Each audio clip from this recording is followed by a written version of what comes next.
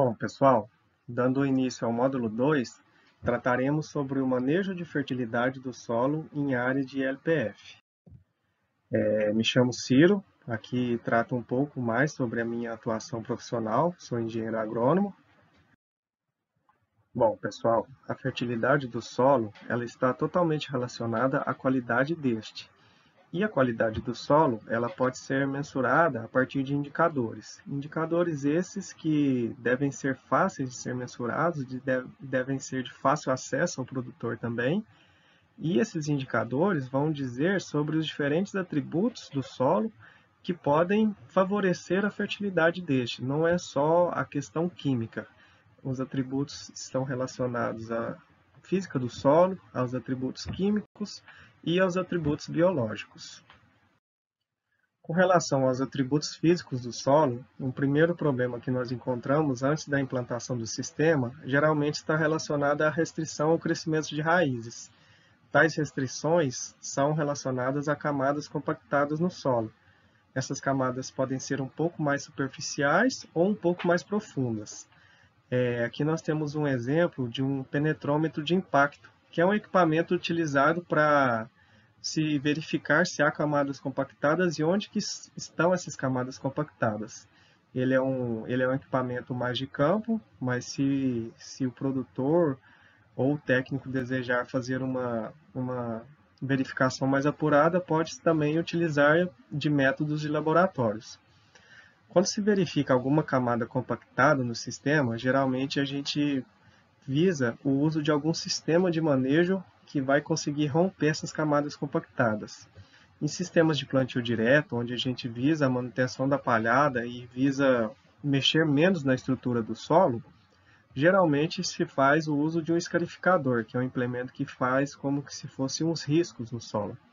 Já quando as camadas estão mais profundas, onde não é possível o uso do escarificador, pode-se utilizar do subsolador, que é um outro implemento que ele já vai atingir profundidades bem mais elevadas, né?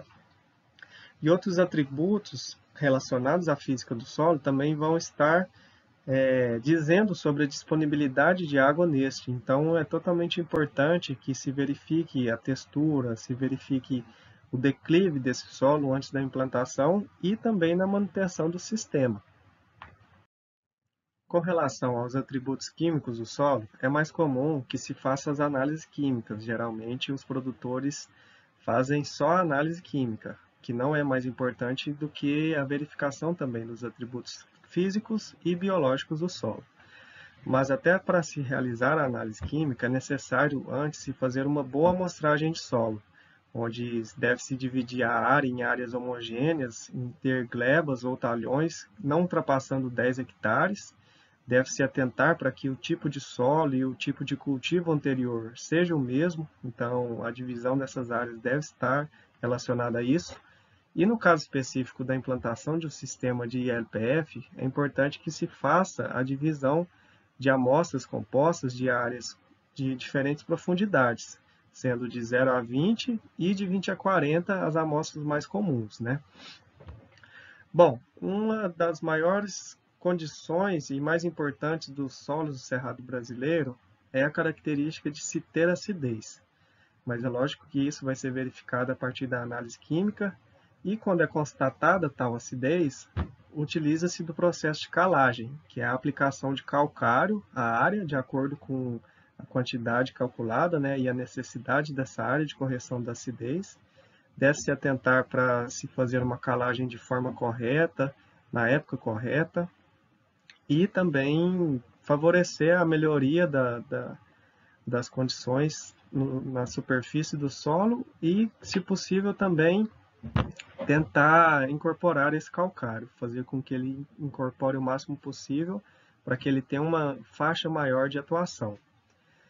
Produtores que optam por colocar espécies florestais geralmente recorrem à gessagem, que é outro processo utilizando o gesso.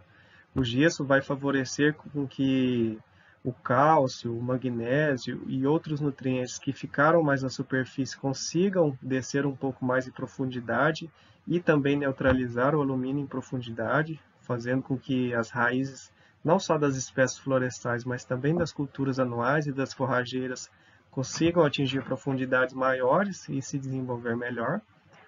Então, a partir disso, a partir das análises químicas, também são traçadas as recomendações e manejo da adubação. Como sistemas de LPF geralmente se trabalha com consórcios e sucessões de culturas, além das rotações, geralmente as recomendações tanto de calagem, de gessagem e de adubação vão estar de acordo com a cultura que exige mais. Então, por exemplo, se inicialmente nós implantamos um milho e depois colocamos junto a forrageira, a recomendação de adubação vai estar de acordo com a necessidade do milho. E isso também vai estar relacionado com os níveis de fertilidade da área. Se essa área tinha níveis de fertilidade mais baixa, geralmente pode-se fazer adubação na implantação do milho e depois uma adubação de cobertura, além da adubação da lavoura, na forrageira também. Se a área já tiver níveis de fertilidade melhores, pode-se optar por não se fazer a adubação na forrageira e ela pode aproveitar essa adubação da cultura. As espécies florestais necessitam também de adubação de implantação no plantio e também o manejo da adubação visando se ter coberturas até o terceiro ano geralmente é recomendado. Isso são recomendações geralmente para o eucalipto, que é a espécie mais utilizada nesse sistema. Já os atributos biológicos vão estar totalmente relacionados na manutenção desse material vegetal, dessa biomassa vegetal na área, que vai sendo cada vez mais depositada ao longo dos cultivos sucessivos e das rotações, e também com o aporte do material vegetal que vem da espécie florestal que vai ser instalada no sistema. Isso vai favorecer muito a ciclagem de nutrientes, ainda mais quando se coloca, além do material vegetal, se coloca animais na área, por exemplo, onde as fezes e a urina vai favorecer muito a abundância e o crescimento de diferentes tipos de micro-organismos. Outro ponto importante é o sequestro e os estoques de carbono. Quando esse sistema é implantado, geralmente a forrageira e a espécie, o componente arbóreo, vai favorecer muito a sequestrar o carbono e estocar esse carbono, seja ele no solo, nas raízes ou na parte aérea das plantas. Isso tem sido muito utilizado na venda e compra de créditos de carbono, que tem sido uma prática cada vez mais usual e tem sido muito fomentada pelos governos.